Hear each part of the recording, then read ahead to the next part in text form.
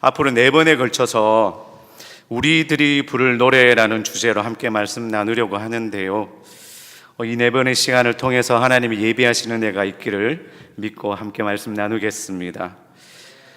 시리즈 말씀 준비하면서 어떤 말씀을 전할까 이렇게 묵상하는 가운데 어쩔 수 없나 봅니다. 여러분들 앞에서 이런 말씀 드리기 좀 죄송하지만 제 반평생 공부하고 연구했던 게 찬양이었습니다.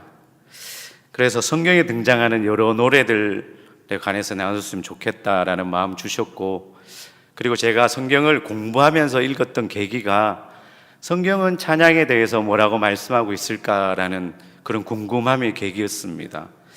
그래서 우리들이 부를 노래라는 주제로 함께 말씀 나눌 텐데요. 성경에는 많은 노래들이 나옵니다. 즉 찬양들이 나오죠. 185개 정도의 찬양들이 등장하는데요. 그 중에 우리 4개의 말씀을 우리 선별해서 함께 말씀 나누도록 하겠습니다. 먼저 성경에서의 노래를 우리가 살펴보기 이전에 노래의 기능과 역할에 대해서 우리가 살펴볼 필요가 있습니다. 노래는 많은 기능을 가지고 있는데요. 그래서 그 노래가 사용되는 범위도 굉장히 다양하고 넓습니다. 예를 들면 여러분들, 특히 여성분들 쇼핑 좋아하시죠?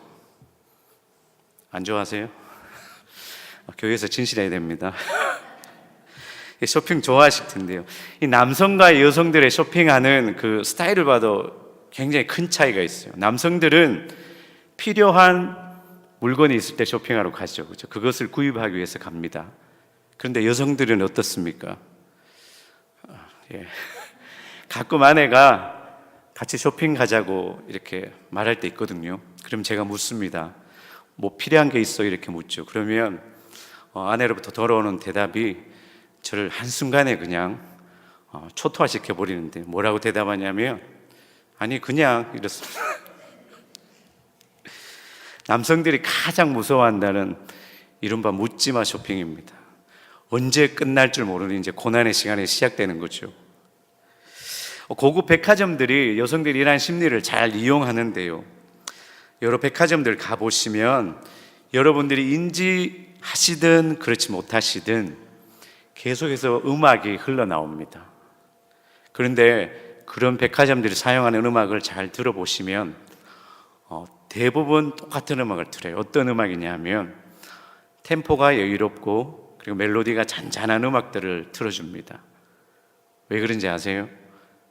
그런 음악을 틀어야지 알게 모르게 사람들이 발걸음이 천천히 유도가 돼요.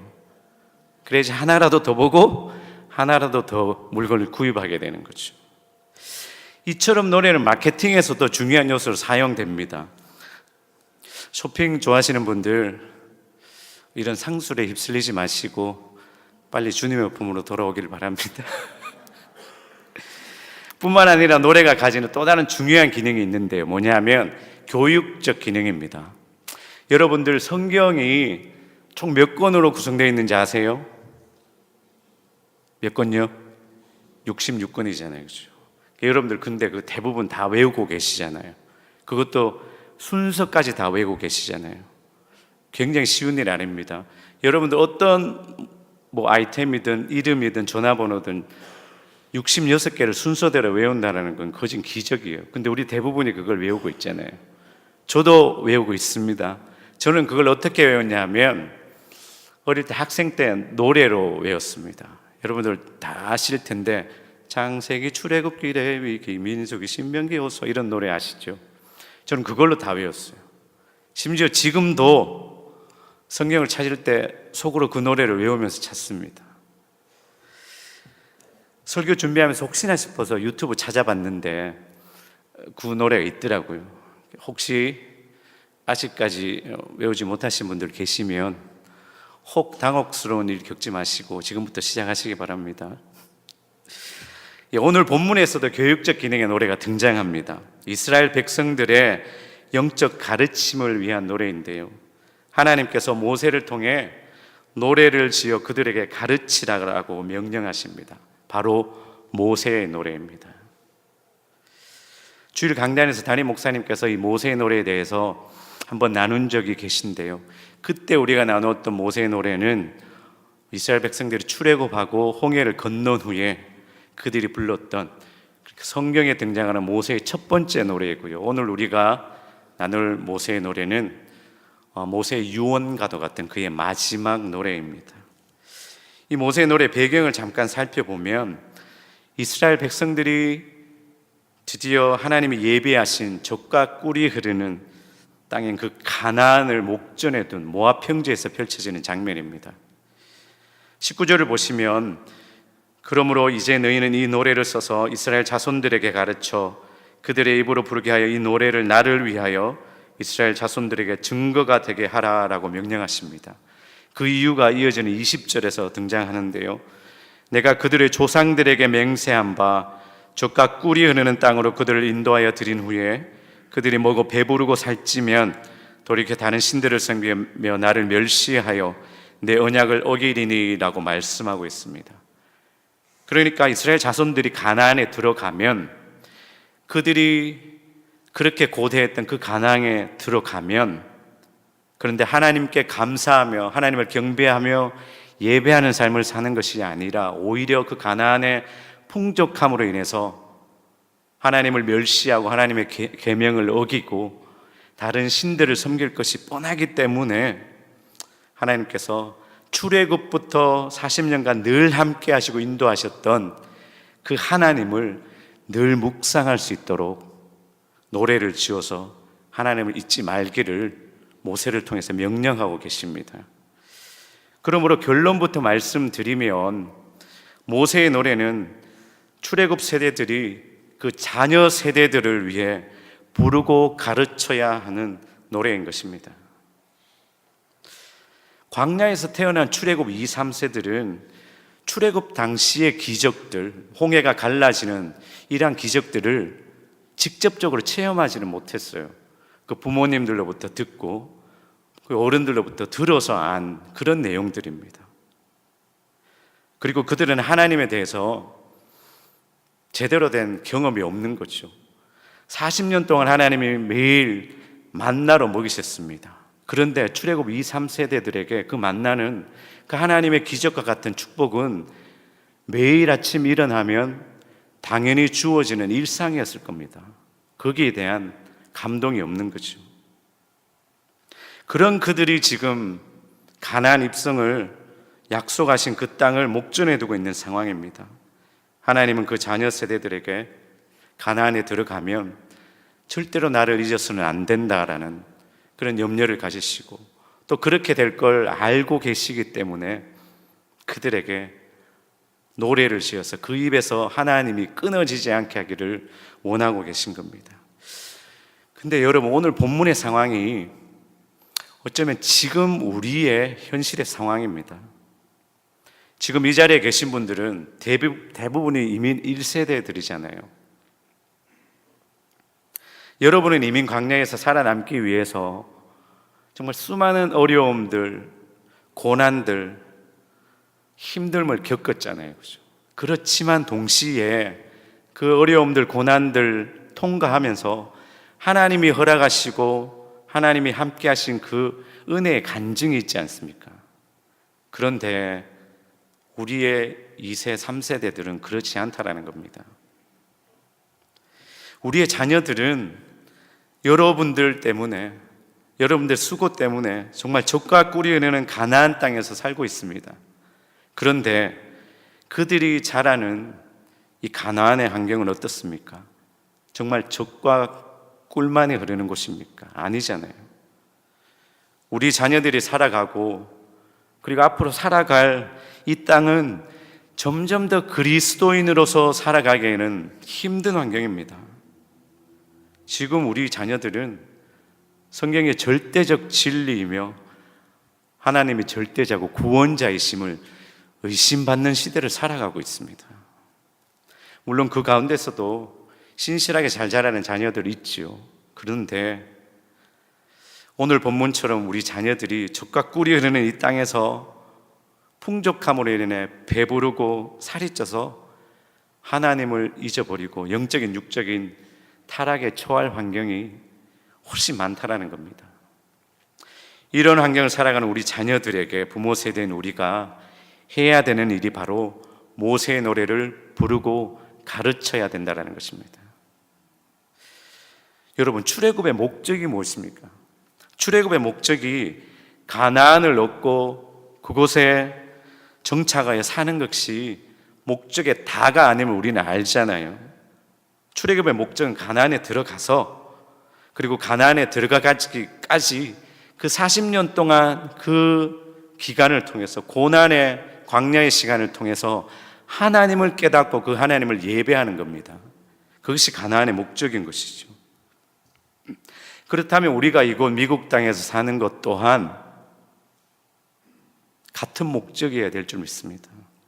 우리가 이민자로서, 디아스포라로서 우리의 목적이 더 나은 삶을 위해서, 더 풍족한 삶을 위해서, 아니면 우리 자녀들에게 더 풍족한 환경에서 자랄 수 있기를 바라고 그것을 이루기 위한 것이 우리의 목적이라면, 어쩌면 우리는 하나님과 다른 곳을 바라보며 살아가는 인생일 수 있다는 것입니다. 오늘 본문에서 하나님께서 모세에게 노래를 지어서 가르치게 하신 이유와 목적이 무엇입니까? 출애굽 2, 3세들, 즉 하나님의 사랑과 은혜를 기로만 들었던, 옛날 이야기로만 들었던 그들이 가나안에 들어가면 하나님을 잊어버릴 것이 분명하기 때문에, 그래서 하나님은 19절에서 이 노래를 써서 이스라엘 자손들에게 가르쳐 그들의 입으로 부르게 하여 이 노래를 나를 위하여 이스라엘 자손들에게 증거가 되게 하라 라고 말씀하고 계십니다. 여러분, 이 말씀이 오늘 본문을 대하는 저와 여러분들을 향한 하나님의 말씀임을 믿으시기 바랍니다. 우리 자녀들이 좋은 대학 가고 좋은 잡을 얻고 좋은 배우자 만나서 부족함 없이 살아가는 것이, 그것이 우리가 미국의 목적을 다 이루었다고 생각하시면 큰 오산입니다. 어쩌면 우리가 사단에게 속고 있는 것일 수 있습니다. 앞서 말씀드리고 출애굽의 목적이 가나안에서 예배 공동체를 형성하는 것이라고 말씀드렸는데요, 우리 자녀들이 이 미국 땅 수많은 인종들이, 민족들이 모여있는 이 땅에서 각자의 자리에서 예배하는, 하나님을 예배하는 자로서의 삶을 사는 것, 그리고 그 여러 민족들에게 하나님을 예배하는 그 인생이, 그 삶이 얼마나 축복된 인생인지를 보여주는 증인으로서의 삶이 우리를 이곳까지 인도하신 하나님의 목적임을 믿습니다. 그러므로 오늘 본문의 모세의 노래는 바로 저와 여러분들이 우리 자녀들에게 가르쳐야 하는 바로 모세의 노래입니다. 물론 모세의 노래 내용은 다음 장인 32장에 등장하는데요, 그런데 오늘 여러분들과 나누고 싶은 이 31장을 나누는 이유는 우리가 모세의 노래를 왜 불러야 하는지, 그 이유와 목적을 한 번 더 깨닫고 결단하자라는 그런 말씀을 드리고 싶습니다. 사랑하는 여러분, 그러면 지금 우리는 우리 자녀들에게 무엇을 가르치고 있습니까? 한번 돌아보시기를 원합니다.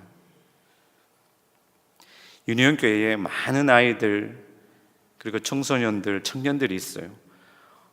그 아이들 볼 때마다 굉장히 예쁘고 기대가 있고 설렘이 있습니다. 저도 유니온교회에서 섬긴 지가 오래되다 보니까 정말 갓난아기였던 아이들이 저보다 벌써 키가 큰 아이들도 있어요. 그 아이들 볼 때마다 큰 설렘이 있습니다. 물론 가끔은 하나님도 참 힘드시겠다라는 그런 아이들도 있습니다. 저희 아이들이 대표적이죠. 그럼에도 불구하고 그 아이들 볼 때마다 설렘이 있는 이유는 하나님의 그 아이들을 통해서 일하시는 모습이 보이기 때문에 그렇죠. 그런데 그 아이들 자라는 모습 보면서 안타까움이 있어요. 어떤 안타까움이 있냐 하면, 이 아이들이 점점 자라면서 하나님을 배우는 시간보다 다른 것들을 배우는데 너무 많은 시간을 소비하고 있다는 겁니다. 가나안에 하나님의 것을 심기 위해서 살아가는 인생이 아니라 가나안에 더 많은 것, 더 좋은 것을 얻는 것에 집중하는 삶으로 자꾸 가고 있는 모습을 보게 된다는 거죠. 근데 더 안타까운 사실은 그 아이들의 인생을 그쪽으로 인도하는 게 바로 우리 부모라는 것입니다. 여러분, 진심으로 드리는 말씀인데요, 우리 자녀들 그리고 여러분 손주들이 교회에서 예배하고 찬양하면서 하나님을 알아가고 그리고 이 신앙 공동체의 기쁨을 누리는 것이 그 아이들의 삶의 중심이 되도록 그 아이들을 양육하는 저와 여러분 되기를 간절히 소망합니다. 이처럼 우리에게 모세의 노래가 우리의 책임이며 우리 자녀들에게 가르쳐야 되는 것인데요, 그러면 어떻게 모세의 노래를 우리 자녀들에게 가르칠 수 있을까요? 그 방법 역시 굉장히 중요합니다. 노래를 가르쳐야 한다니까요, 부담스러우실 수도 있죠. 근데 걱정하실 필요가 없어요. 이 노래는 저희가 부르는 노래와는 질적으로 다릅니다. 뭐 박치, 음치 이런 거 상관없어요. 제가 아시듯이 지휘를 한 20년 이상 했습니다. 근데 얼마나 많은 박치와 음치를 만났겠습니까? 하나님은 절대로 실수하지 않으신다고 하시는데 가끔 보면 실수하시나 이런 생각 들 때가 있어요. 그런데 뭐 이 자리에는 없습니다. 뭐 박치, 음치 그런 거 걱정하실 필요가 없어요.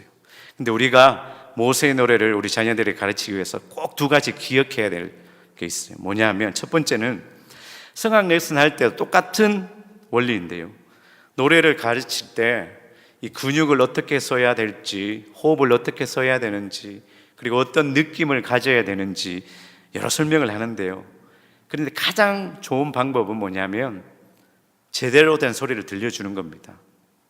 올바른 소리를 들려주는 거죠. 그런데 그러려면 가르치는 자가 먼저 잘 알고 있어야 됩니다. 똑같은 원리죠. 우리가 부모로서 자녀들에게 모세의 노래를 가르치려면 우리가 모세의 노래를 잘 알고 있어야 됩니다. 무슨 말씀이냐 하면 우리가 우리의 삶 속에서 체험되어지는 하나님이 있어야 된다는 겁니다. 우리가 하나님을 먼저 깨달을 수 있어야지 우리 자녀들에게 그 하나님을 보여줄 수 있다는 거죠. 매일매일 여러분 삶 속에서 여러분들이 먼저 하나님을 경험하고 깨달을 수 있는 은혜가 있기를 간절히 원합니다. 그래서 그 하나님을 경험함으로 인해서 우리 자녀들에게 더 깊은 모세의 노래를 가르칠 수 있는 여러분 되기를 간절히 바랍니다.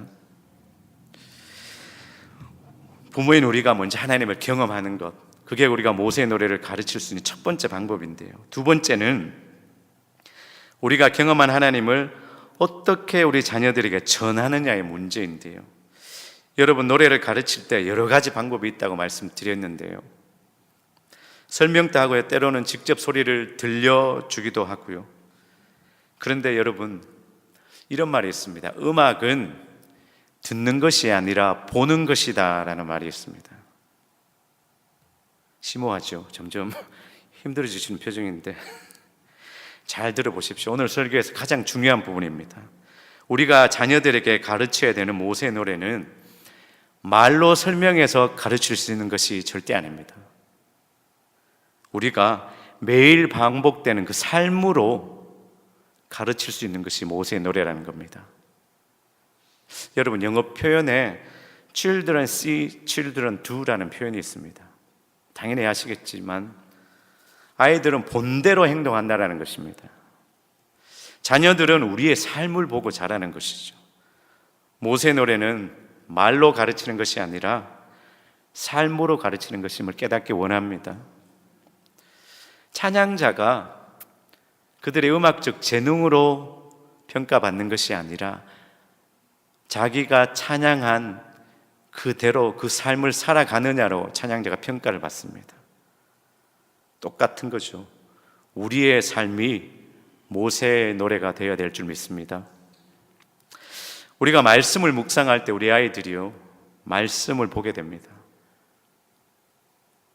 그리고 우리가 우리의 물질을 구분하여 하나님께 드릴 때 우리 아이들이 물질의 주관자가 하나님이심을 배우게 됩니다. 그리고 우리의 삶이 그 목적에 하나님께 맞추어질 때 우리 아이들이 하나님을 위해서 저들의 삶을 드릴 수 있는 삶을 살아갈 수 있습니다.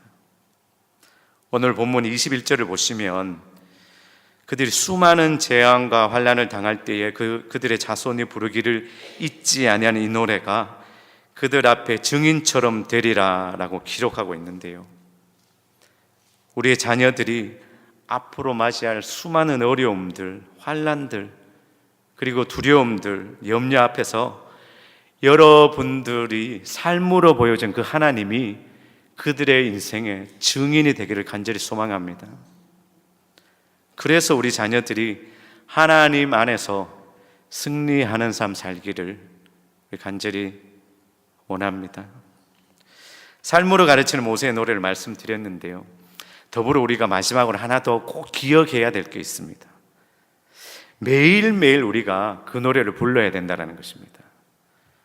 여러분, 노래를 할 때, 연습을 할 때 매일매일 하는 것이 가장 어렵고 가장 중요합니다.